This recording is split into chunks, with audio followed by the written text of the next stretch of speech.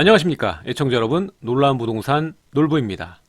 자, 오늘은 수익형 부동산에 대한 이야기를 해볼까 합니다. 그 중에서도 상가를 이야기해 볼 텐데, 우리가 노후 준비를 하면 보통 먼저 떠오르는 게 이 수익형 부동산을 생각을 하시죠.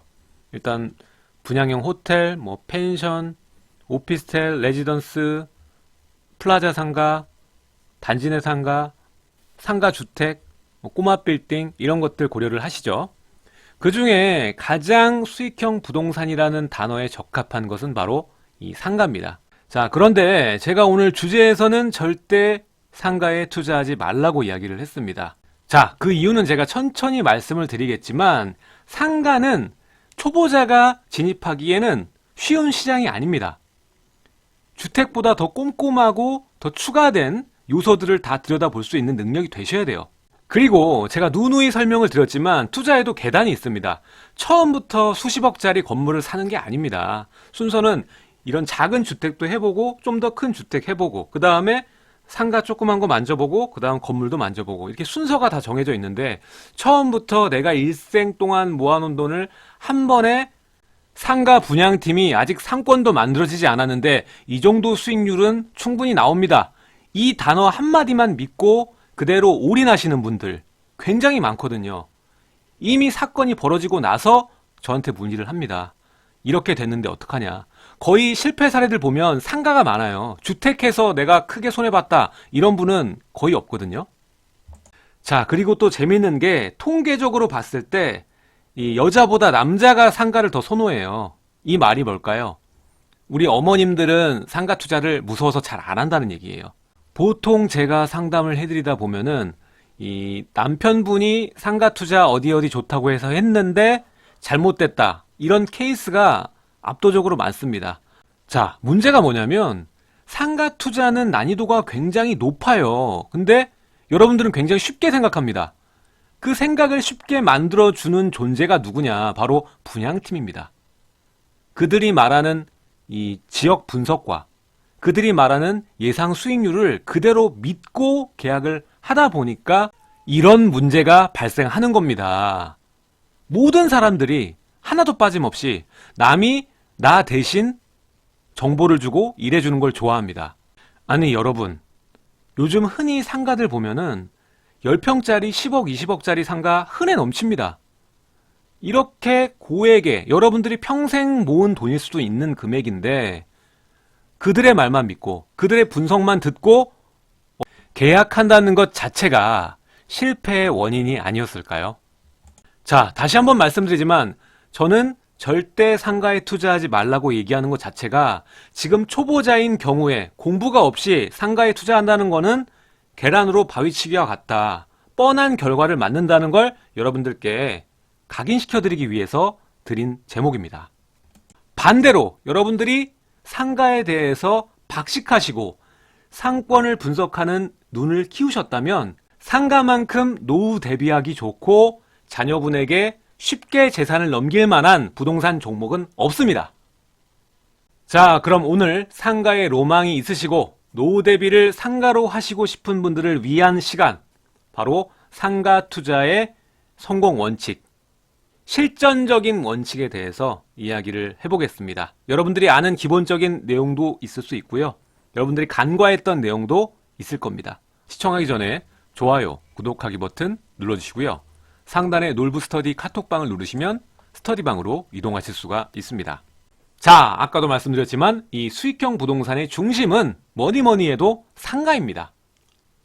상가 투자는 일반적으로 우리 주택보다 높은 시세 차익과 주택보다 높은 고정적인 월세 수익을 같이 기대할 수 있기 때문에 상당히 매력적입니다.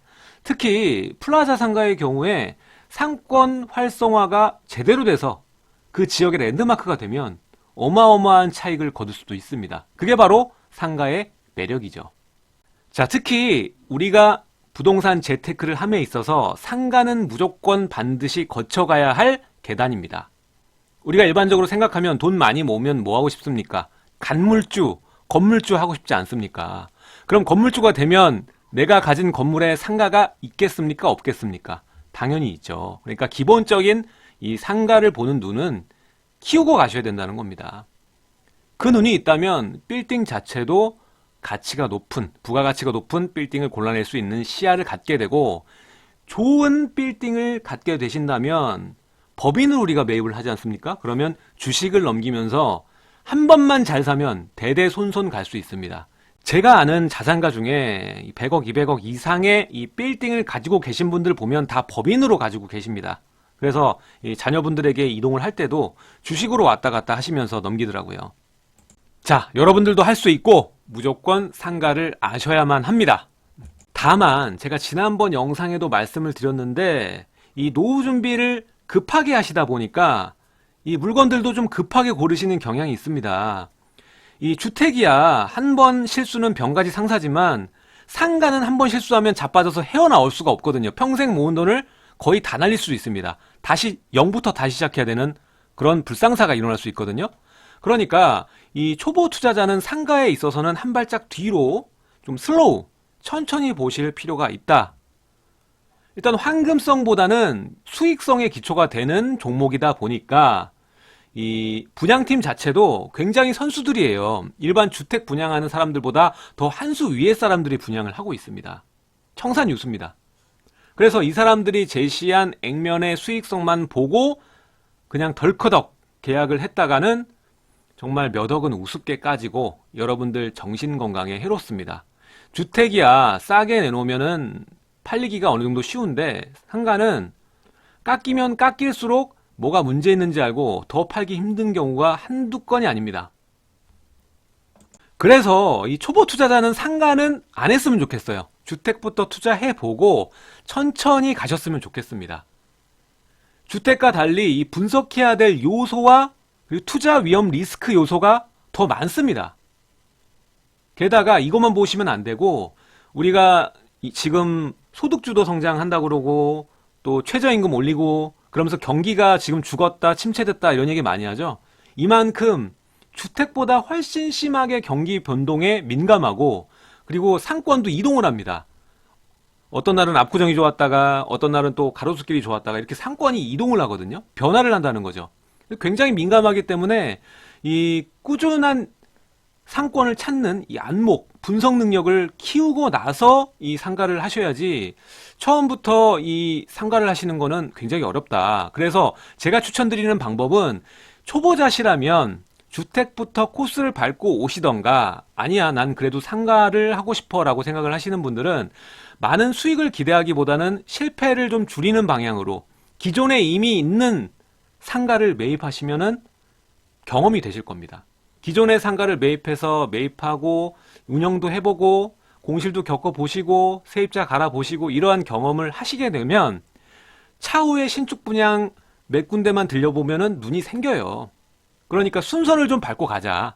자, 그러면 상가에 있어 여러분들이 꼭 아셔야 되는 부분과 성공 원칙에 대해서 이야기를 해보겠습니다.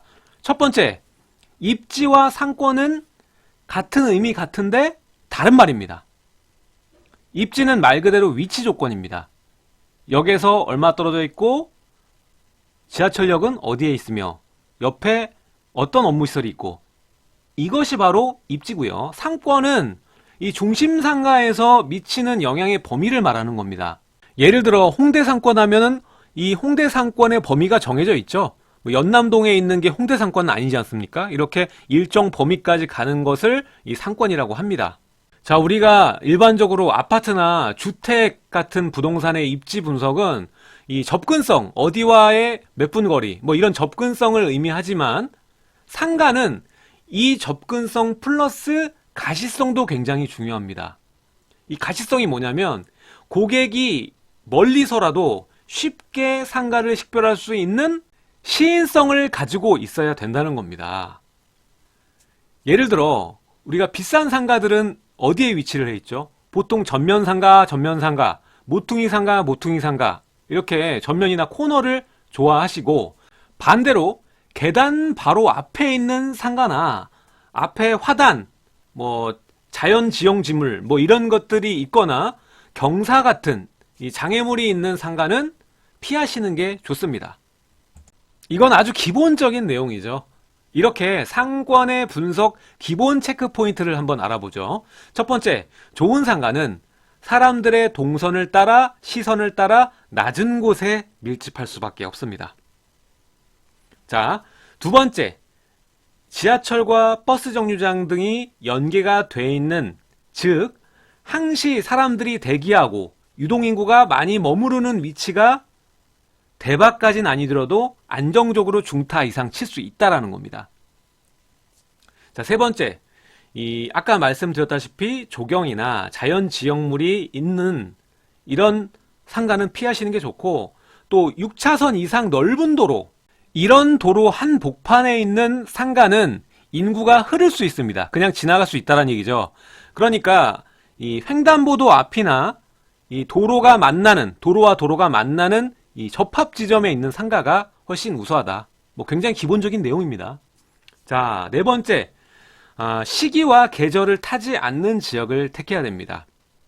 시기란 뭐냐면 이 월요일부터 일요일 나눴을 때, 그리고 아침부터 저녁까지 나눴을 때 인구가 크게 변화하는 지역들보다는 큰 변화가 없이 인구가 유지되는 지역에 투자를 하시는 게 굉장히 안정적일 수 있다는 얘기고요. 그리고 계절을 타지 않는 지역, 예를 들어 뭐 스키장에 있는 상가라던가 아니면은 해수욕장에 있는 상가, 굉장히 계절을 많이 타죠. 이런 지역보다는 이 사계절 내내 인구가 유지되는 상권을 찾아서 투자를 하셔야 여러분들 노후 대비에 적합한 투자 방법이다. 자, 두 번째는 초보 투자자는 기존 상가부터 경험하라입니다. 제발 처음 상가를 마주하시면 한 발짝 뒤로 좀 물러서셨으면 좋겠습니다. 이건 진리 같아요.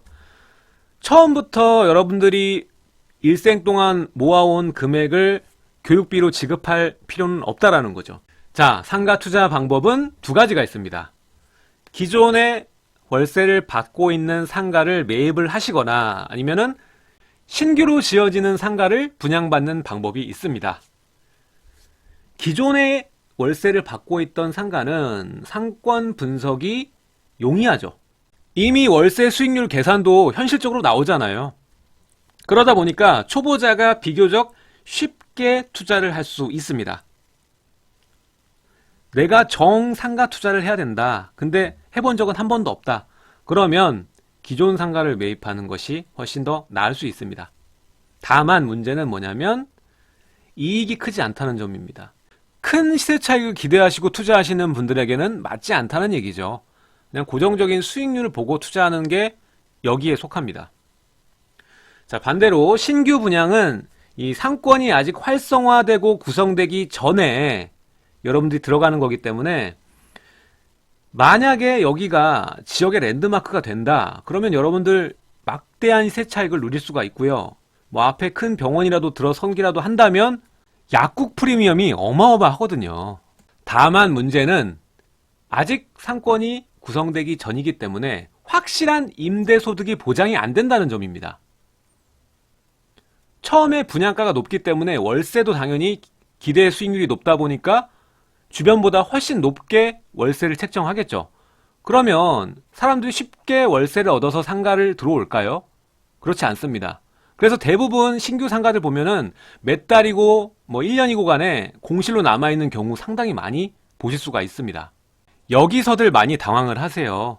막상 입주하자마자 임대 들어오고 높은 월세 받을 거라고 얘기를 해서 철석같이 믿고 있다가 다 공실이 나다 보니까, 쉽게 안 들어오다 보니까 이건 내가 생각한 그림이 아닌데, 이게 다 공부를 안 하시고 대비를 안 하셨을 때 크게 당황을 하시게 되는 거예요.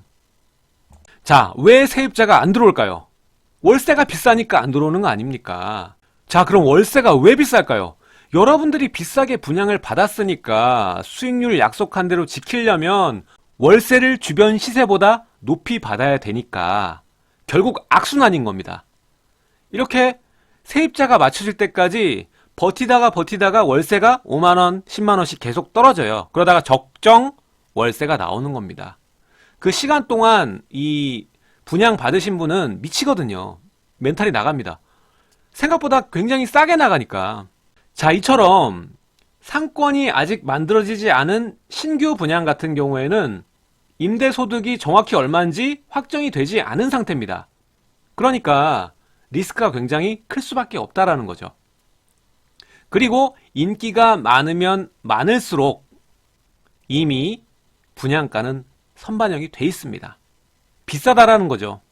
자, 그러면 우리가 신규 상가를 분양받으려면 뭘 체크를 해야 되는지 살펴보겠습니다. 첫 번째, 이 사업의 주체를 확인하시고 사업의 안정성을 꼼꼼히 따지셔야 됩니다. 이 복합상가, 플라자 상가 중에는 짓다가 그냥 종료되는 경우도 굉장히 허다해요. 그러니까 안정성이 있는 사업처인지를 꼼꼼히 따져서 보셔야 됩니다.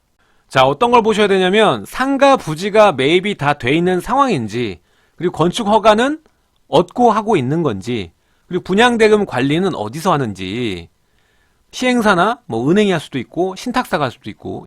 자, 두 번째 굉장히 중요합니다. 아까도 말씀드렸죠. 내가 분양받는 이 상가의 가격이, 분양가가 과연 적당한가?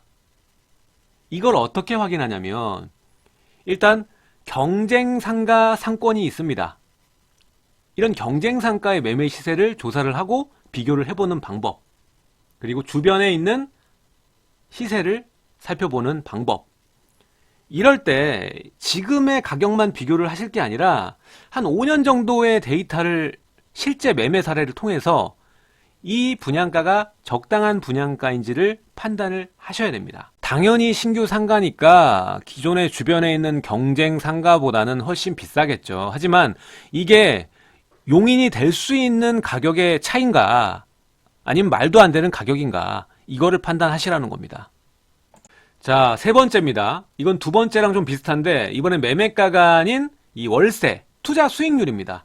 보통 이 분양 대행사 분들이 이 주택 분양이 아니라 이 상가 분양하시는 분들은 더 말씀을 잘 하시는 분들이에요. 그러니까 이 과장 광고를 주의하시라는 말입니다. 이 사람들이 말하는 건 정말 단순 예상 수익률입니다. 여러분들이 현장에서 직접 뛰면서 이 상가의 매매가, 적정 매매가랑 주변에 월세를 얼만큼 받고 있나 분석을 해보시면 이 사람들이 얘기하는 단순 예상 수익률이랑은 정말 큰 괴리감이 나요. 그렇기 때문에 실제 투자 수익률을 여러분들이 계산을 하셔야지 이 사람들이 계산해 주는 건 맞지가 않습니다. 자, 네 번째는 항상 강조드리는 부분이죠. 마지막 마무리를 잘 하셔야 됩니다. 분양계약서를 꼼꼼히 확인을 다 하시고 특약사항도 확인하시고 도장을 찍으셔야 됩니다. 자, 먼저 상가의 호수, 그리고 면적, 이거를 꼭 확인을 하시고 도장을 찍으셔야 됩니다. 이게 괜히 말씀드리는 게 아니라 이 면적하고 호수 잘못 기재된 경우를 굉장히 많이 봐서 그래요. 상가의 구조 특성상 굉장히 헷갈리거든요. 그러다 보니까 내가 생각했던 호수가 잘못 적혀가지고 나중에 보니까 이게 아니야, 이런 경우가 굉장히 많아요. 그러니까 두 번, 세 번 가보시고 정확히 호수를 기억을 하셔야 됩니다. 그리고 또 하나 확인하셔야 될 게 독점 업종이 가능한 그런 상가가 있어요. 이런 경우에는 계약서에 특약사항에 기재를 하시고 도장을 찍으셔야 됩니다. 이건 굉장히 중요한 부분이에요. 세입자가 독점이 되느냐 안 되느냐 이걸 확인하고 들어오는 세입자도 많거든요. 자, 그리고 신규로 분양을 받을 때 보면은 공실이 수반이 되는 경우가 많다 보니까 뭐 몇 달치의 월세를 보장해 준다거나 아니면은 뭐 관리비를 면제해 주거나 뭐 이러한 혜택을 제공하는 분양팀들이 많거든요. 그러면 이걸 그냥 말로 하시면 안 되고 계약서에 추가적으로 이 특약사항에 적어서 도장을 찍으셔야 됩니다. 자, 그리고 세 번째는 상가를 고를 때는 주택의 방식으로 그대로 하면 안 되는 게 있습니다. 즉 주택의 고정관념을 깨셔야 되는 부분이 있습니다. 자, 그게 뭐냐면 우리가 주택의 경우에는 남향을 좋아하죠. 동남향이든 서남향이든. 하지만 이 상가의 경우에는 반드시 남향만 고집할 필요가 없다라는 거죠. 일단 북향이 더 좋을 수도 있습니다. 왜? 첫 번째, 향을 워낙 따지다 보니까 분양가가 남향에 비해서 훨씬 더 한 뭐 10% 정도 저렴할 수 있고요. 그리고 남향에 큰 건물이 가리고 있는 경우라던가 아니면 상품이 변질될 우려가 있는 업종은 남향에 있으면 금방 상하겠죠. 그러니까 이런 업종들은 또 북향을 찾습니다. 그래서 이 상가는 주택에 비해서 향에 있어서는 좀 더 자유로울 수 있다. 게다가 북향은 좀 더 싸다. 이렇게 보시면 되겠고요. 자, 두 번째, 우리가 보통 보면은 조망이 굉장히 좋은 거를 좋아하다 보니까 대로변을 좋아하세요. 대로변의 상권. 근데 대로변 상권에 사람들이 모이는 쪽이면 상관이 없는데 아까도 말씀드렸다시피 이게 도로폭이 큰 쪽은 인구가 보통 흘러요. 이 접합 지역에 모이거든요. 그러니까 보통은 대로변이 높은 가치를 갖는 게 사실이지만 반대로 오히려 완공됐을 때 전면 대로변이 아닌 뒤에 이면도로가 더 훨씬 좋은 경우도 있어요. 이게 어떤 경우냐면 아까 상가는 입지가 중요하지만 이 가시성도 중요하다고 말씀드렸죠. 얼만큼 시인성이 좋느냐. 근데 우리 건물 대로변에는 건물이 없고 뒤에 이면도로에 큰 상가가 들어섰는데 서로 마주보는 맞상가가 세워질 경우에는 서로 가게들을 바라볼 수가 있기 때문에 시인성이 생기죠. 그러면 대로변에 있는 것보다 임대 수익이 더 좋아지는 경우도 있습니다. 자, 네 번째입니다. 네 번째는 신규 상가를 투자하시는 분들께 꼭 드리고 싶은 말씀이에요. 아까 당황을 한다고 했죠. 막상 내 생각대로 임대가 바로 나가서 월세가 나오지 않습니다. 거의 대부분 높은 분양가로 받으실 수밖에 없고 거기에 맞춘 월세를 기대했다가 공실이 날 수밖에 없거든요. 근데 공실만 나는 게 아니라 이 관리비를 여러분들이 내셔야 되는 경우도 많습니다. 보통 뭐 면제를 해주는 케이스가 많은데 관리비를 내라고 하는 데도 있어요. 평당 얼마씩. 그러면 이것도 굉장한 스트레스로 다가옵니다. 그래서 이것도 유무를 확인하셔야 돼요. 상가 분양 받을 때 처음에 공실이 나면 몇 개월까지 관리비를 면제해주나 뭐 이런 것들 체크를 하셔야 되겠죠. 상가 투자는 비교적 높은 관리비를 가지고 있기 때문에 다른 종목보다 위험 부담이 더 크다. 특히 이 신규 분양 상가일 경우에 초반에 공실 기간이 길어질 확률이 높기 때문에 미리 이런 거를 사전에 이러한 케이스가 있을 수 있겠구나 판단을 하시고 생존할 수 있는 대비책을 마련을 해서 여유 있는 투자가 돼야 됩니다. 자, 보통 초보 투자자분들이 상가에 투자하면 일정 패턴이 있습니다. 그 패턴이 뭐냐면 처음에 분양가가 비쌀 때 그냥 뭣도 모르고 분양팀이 한 얘기 곧이곧대로 믿고 두 발 쭉 뻗고 주무세요. 그러다가 입주가 시작되고 처음 분양팀이 얘기했던 월세로 임대가 안 나가다 보니까 공실이 한 달, 두 달, 세 달 흐르게 돼 있습니다. 이 상태가 6개월을 넘어가다 보면 초보분들 같은 경우는 미치거든요. 스트레스가 장난이 아닙니다.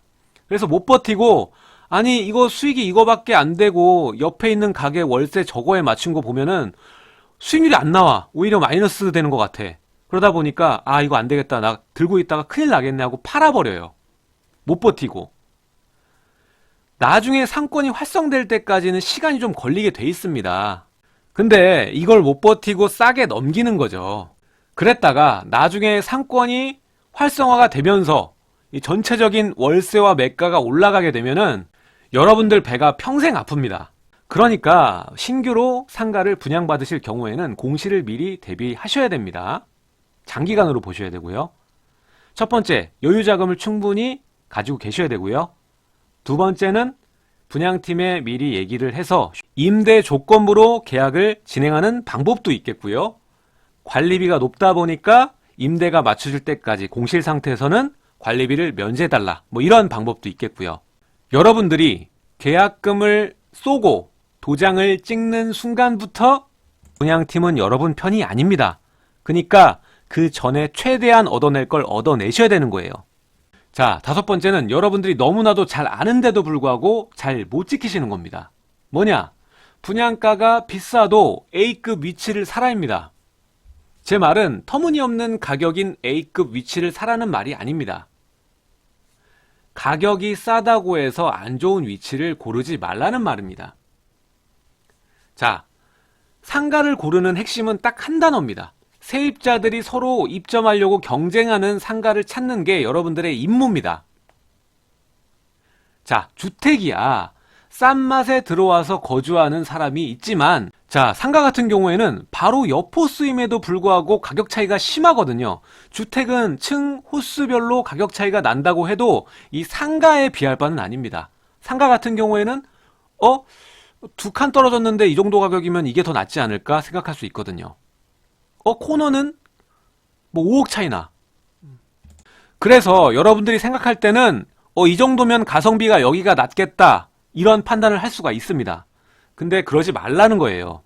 무조건 여러분들이 돈이 있으시다면 전면상가 코너를 중심으로 위치를 순차적으로 찾으셔야 됩니다. 구분상가 같은 경우에는 거의 대부분 되는 놈만 잘 됩니다. 때문에 가격 때문에 잘못 선택을 하실 경우에는 공실이 길어지거나 세입자가 정말 자주 바뀝니다. 여러분들 스트레스 엄청 받아요. 그러면 뭐 1년이고 2년이고 간에 계속 가셔서 계약하셔야 되고 새로운 컨디션으로 해야 되고 공실 그 사이 기간 또 생길 거고 얼마나 스트레스입니까? 자, 이렇게 오늘 제가 설명드린 5가지만 잘 지키신다면 상가 투자도 원활하게 성공적으로 투자하실 수가 있을 겁니다. 근데 반대로 상가 투자 절대로 하지 말아야지 생각하시는 분도 많을 것 같아요. 복잡하니까. 자, 마지막으로 상가 투자도 3가지 종류가 있습니다. 간단하게 알아보면서 마무리를 하도록 하겠습니다.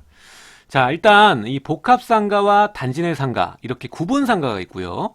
자, 마지막으로는 이제 우리가 통건물이라고 부르죠. 상가주택이 있습니다. 개인적으로는 이 상가주택을 선호하는 편입니다. 자, 복합상가 같은 경우에는 주로 우리 상업지역에 위치를 하면서 그 지역 내 랜드마크로 유동인구를 흡수하기 유리하며 초반에 분양하는 상가를 여러분들이 잘만 잡을 경우에는 큰 시세 차익을 남길 수가 있습니다. 자, 다음은 단지내 상가입니다. 단지내 상가 같은 경우에는 뭐 1000세대고 2000세대고 간에 이 배우 수요가 고정이 돼 있죠. 때문에 일정하고 꾸준한 월세 수익이 가능하다는 게 장점입니다. 또한 이 업종 독점 형태가 가능합니다. 왜? 단지 내 상가가 많지 않기 때문에. 반면에 단점은 이 고정 고객이 확보되어 있다 보니까 분양가가 높습니다. 일반 상가보다는. 그리고 이 단지 내 상가 수도 적을 뿐더러 배우 세대도 한정되어 있기 때문에 상권이 크게 성장하는 것을 기대하기가 어렵습니다. 자, 마지막은 상가주택입니다. 여러분들의 로망이죠. 상가 겸용 주택. 점포와 주택에서 동시에 임대 수익을 낼 수 있는 상품이죠. 뿐만 아니라 여러분들이 원하기만 한다면 뭐 꼭대기에 여러분들이 주거까지 해결할 수가 있습니다. 이 상가주택의 단점은 뭘까요? 비싸다는 거죠. 아파트보다 비싸고 거래가 상대적으로 떨어지니까 내가 돈으로 바꾸고 싶을 때 빨리 못 바꾼다는 점, 황금성이 좀 떨어진다는 점. 그런데 이번처럼 상승기가 왔을 때 아파트는 뭐 5억 올랐다고 치면 이 상가주택은 뭐 10억, 20억씩 오르니까 아파트랑 비교할 바가 아닙니다. 그러니까 어떻게 하겠습니까? 여러분들이 부동산 재테크의 종착점으로 이 꼬마 빌딩, 상가주택을 놓고 연습도 하고 공부도 하셔야겠죠? 자, 오늘 길게 좀 강의를 했는데 여러분들께 도움이 되셨으면 좋겠습니다. 오늘 내용 여기까지 하도록 하고요. 여러분들 구독하기, 알림 설정 부탁드리도록 하겠습니다. 제 영상 좌측과 우측에 또 다른 영상들이 나가고 있으니까 마저 시청 부탁드리도록 하고요. 내일 또 새로운 소식으로 여러분들을 찾아뵙도록 하겠습니다. 지금까지 시청해 주셔서 감사드립니다.